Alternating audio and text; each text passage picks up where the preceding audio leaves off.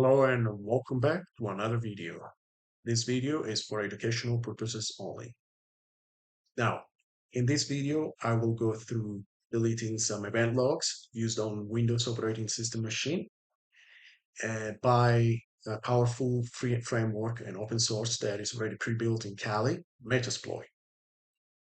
In order to be successful in this particular case, deleting event logs, you have to have elevated privilege, such as administrative privilege, or at least the anti-authority system. The purpose of this video is not to show you any advanced level of enumerations or any advanced level of exploitations. It's just we're going to go through quick enumerations, but exploitations and post-exploitations, performing some privilege escalations to then get to the point of this video, which is deleting event logs using Metasploit. Now, it's important also to understand that Windows do have event logs, which basically are used to record important hardware and software actions where the administrator can use to troubleshoot issues within the OS, or the InfoSec can investigate if something happened, something's changed in the system, someone added some backdoor or user or deleting user or changing the user passwords and so on and so forth, right? Okay, now that we know, you can see that I'm running a Kali Linux machine. That's going to be the actual attacker machine. And then also I have on the VirtualBox running Windows 10. This Windows 10 is running a vulnerable HTTP file server 2.3. Again, this video is not to enumerations. It's nothing to do with what it could be or not. I'm going to go straight to the point. So let's go back to the target, and we're going to start the Metasploit using the PostgreSQL that will allow us to enable the database of Metasploit in order to build a workspace and then cache all the informations, even if we are exiting from the Metasploit. All right, service PostgreSQL start, and then type msf console. MSF console is going to be the command in order to open Metasploit. You have to wait a few seconds, depending on how quick is your laptop or.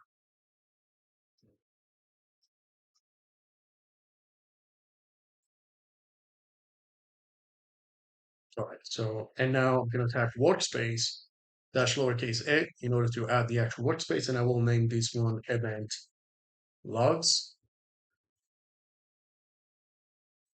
Now, again, if I check the host, you can see the database didn't cache anything just yet because we are not doing anything.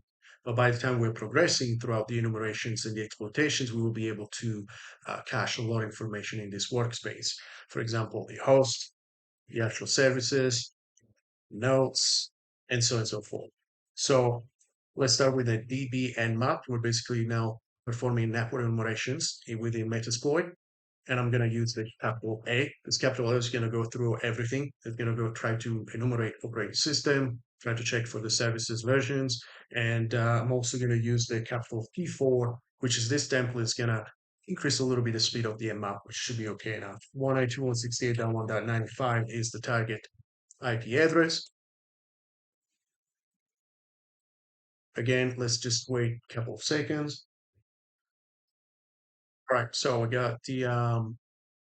got some ports and services open, such as FTP. The one that we are interested in order to obtain a network session is port 80, as it's running in HFS 2.3. So I'm going to clear up this and now type search HFS 2.3. And you can see we have two modules. The third module is the correct one. Copy this one, clear, type use, paste that name of the module. If you want to know more about the module, type info, and it's going to give you all the descriptions of what you need to put in the current settings. We only need to, at this point, use the R host, the target IP address. The rest stays as the same. Set R host 192.168.1.95, and let's exploit. Also, another thing, but potentially you have to check also the target. In this case, the target is automatically should be good. So exploit.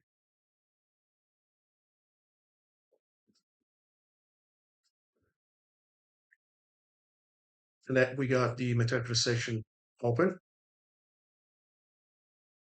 There you go. So if I type sysinfo, now we can see the information of the computer operating system. The architecture is 64-bit, and at this moment we are logged within a 32-bit Windows. We can use the get UID to just verify who we are, like we are the admin. Let's see the admin privilege. The admin privilege is, there are very few, but we can check if the admin is part of the local group. So I'm going to type shell, and then I'm going to type net local group administrator. And yes, we do have admin under the administrator. May exit. Control Z, put the session background. Okay. Now, if I tap sessions, you can see the session is still running. It's on the background. Up to this point, we were able to perform enumeration successfully, exploitation successfully. Now we're going to the actual post-exploitation for elevated privilege. In order to escalate the privilege, as we demonstrated and we saw previously, the admin actually is part of the administrative local group. Therefore, we can perform a bypass USC. You can also use a tool, a post module called suggester. When you type search suggester, use copy this post module. This post module is going to go through various different exploitations until it will possibly find the right one in order to provide an elevated privilege. So options, you can set the sessions 1 and run. You can see there are at least 2,408 different exploit, which is going to now collect. In on those 2,408, maybe only 40 are going to be used in this specific target. Maybe only few, 5 or 3, only exploit might be um, vulnerable on this specific system.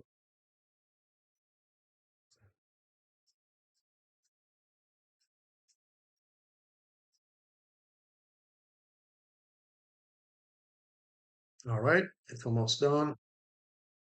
Now checking, and we already see a plus. The target appears to be vulnerable for this bypass UAC. Let's copy that. All this in red is no longer is not exploitable. So we only have 2, which is the first one that could work. As we already know, the UAC could be bypassed as the admin is part of the local group, the administrative local group. Okay, so here use info. It's going to give you some information what this will do on the Windows 10 operating machine. The user access control, once again, is a layer of security when you try to change something on the system or execute an application that needs to have administrative privilege. It will pop that um, the, uh, the square pop-up type of things and say, security, you're the administrator, and then you have to provide your password. In this case, once again, we know that we are in the local administrative group, so I'm just gonna check the options and I'm gonna set session 1. L port, let's see if the L port, we need to change it. We need to change the L port because it's already being used on the previous, on the sessions 1. And we don't want the L port to be interfering with each other. So set L port 2134. And let's see, show options again, show targets.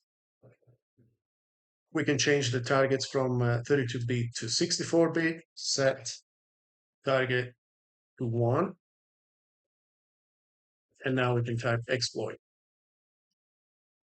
Okay, so the architecture is not the same, so we might just again go back to set target to 0 and type exploit. You see now it's going through the USC and it's going to try to bypass the USC and clear also the registry. This is good. We got the Metasploit sessions open. So now if I type get priv, you can see we got a lot of privilege. And so at this point, we can use the get system. The get system will automatically impersonate to the anti-authority system. So if I type get UID, we're now the authority system. We have elevated privilege. Awesome. Now, let's go back to the point of this video. We're going to go back to the Windows machine.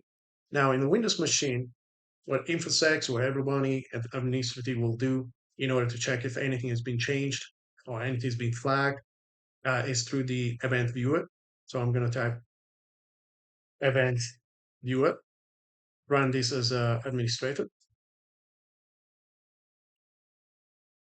In the event viewer, you can see on the left, we have the Windows logs. The one that we are interested in is the applications, security, and system. Now, the application so far has only 57 events. Security, we have 1,800 type of events. And then on system, we have 190 different events. Okay, so when we perform pen testing, is paramount to clear the logs in order also, especially after performing penetration testing, but through be stealthy as a red teamer operator. You want to make sure that nothing is being traced.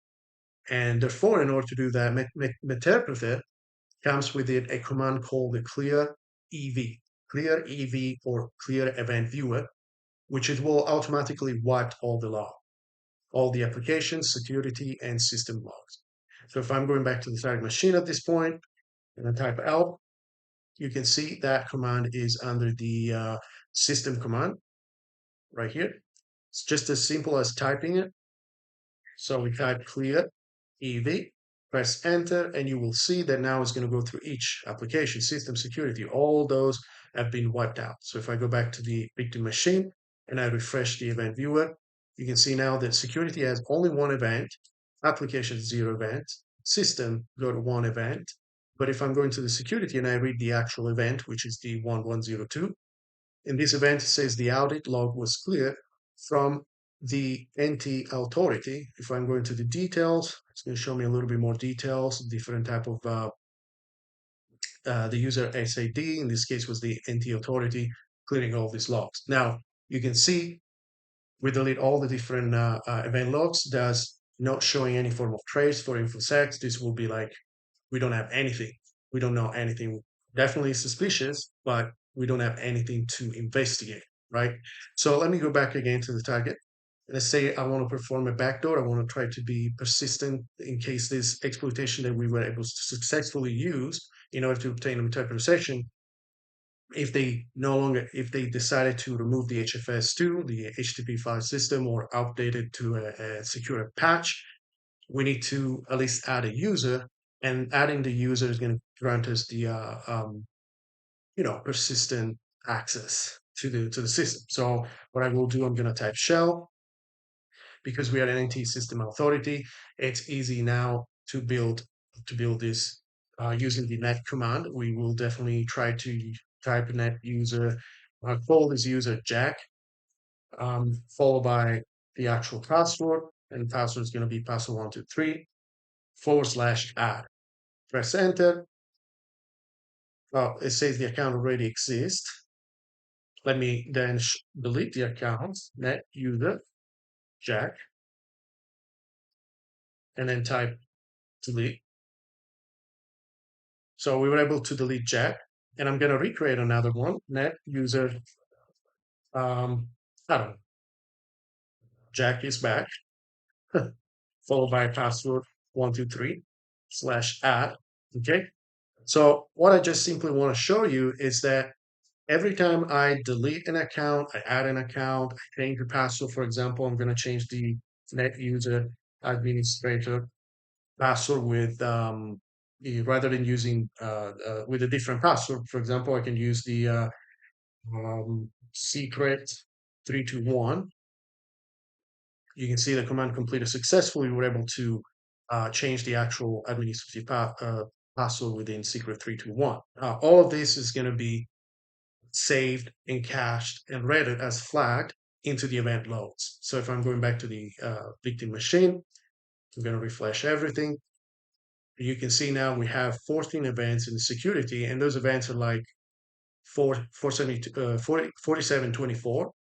And if I look up the says an attempt was made to reset an account password, and another one is a member was added to a security enabled local group. So you get the point, right? So it's now caching all the different events that is happening on the system, especially when it could be part of an attack. So we go back here, we're going to exit from the shell. We're going to also clear and type clear EV. Press enter. Once again, we're going to wipe everything out. And if I'm going back to the victim machine, refresh, you can see all the event logs has been deleted. So if I go back to the victim machine, type shell, and then I type net user, we have Jack is back. And nothing has been shown in the event viewer because we were able to clear everything up. So hopefully this video was um, educational, and I hope you liked it. So if you liked it, please subscribe, and I'll see you on the next. Bye.